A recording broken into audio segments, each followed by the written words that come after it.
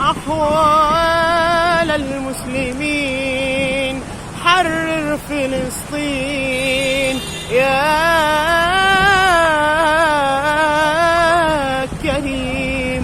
رب اغفر لأموات المسلمين واصلح أحوالنا واغفر لنا وتجاوز عنا